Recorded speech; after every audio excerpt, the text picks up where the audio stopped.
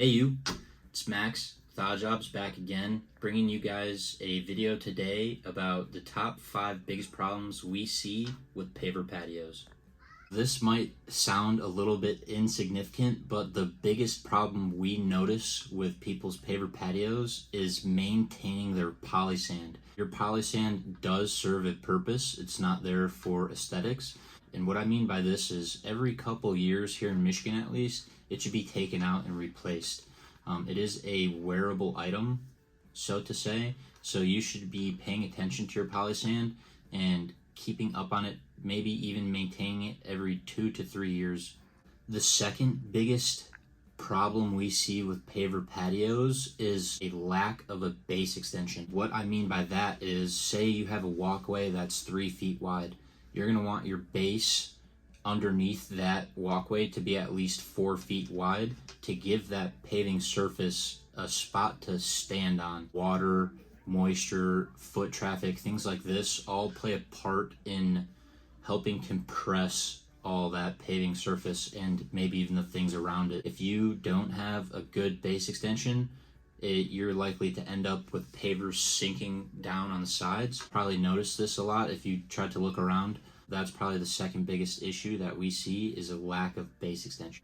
The next problem that we notice with paver patios is selecting an improper base material. If you choose the wrong base material or your contractor installs the wrong base material, it could lead to a bunch of different problems. We always use a clean angular stone, so when you compact it, the rocks kind of lock together and they become more like one solid unit. Let's say your contractor installs a round stone is never going to compact. You're always going to have problems keeping the paving surface level and free from humps and bumps and dips. Or choosing a material with fines in it. I know this has been an industry standard for a very long time, but that's why we don't have a ton of paving surfaces that have been around for hundreds of years. Here in Michigan, people like to use 21AA, and 21AA compacts great, but it also has a ton of fines. And here in Michigan,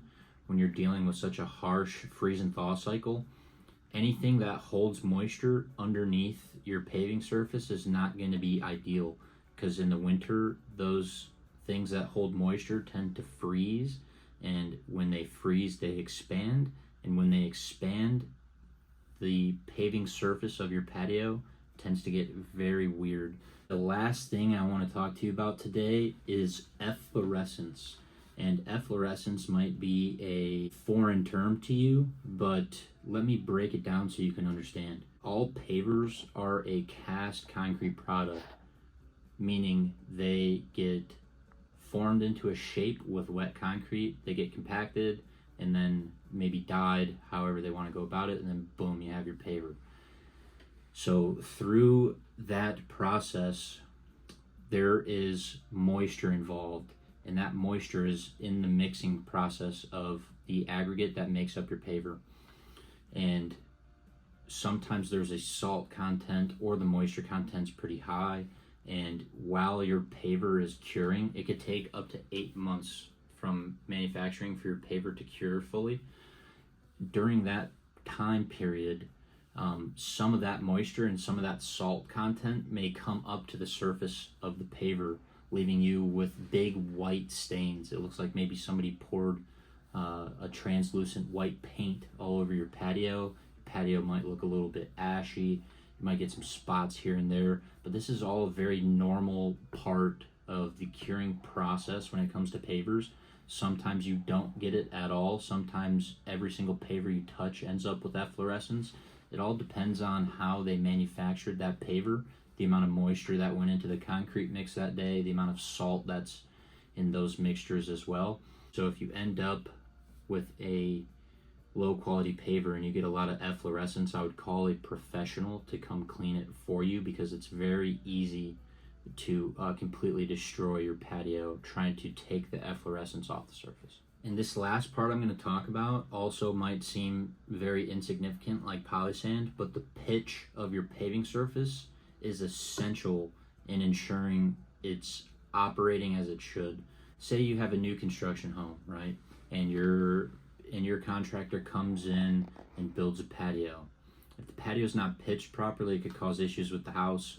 And if there's issues with the house, when warranties are involved, people tend to try to avoid accountability. So that will always kind of double back on you as a contractor. Hey, is this how it should be? If it's not how it should be, let's go ahead and make it how it should be. So it's always going to be a runaround. Making sure that your patio is properly pitched is essential, because having an improperly pitched patio could lead to all types of problems.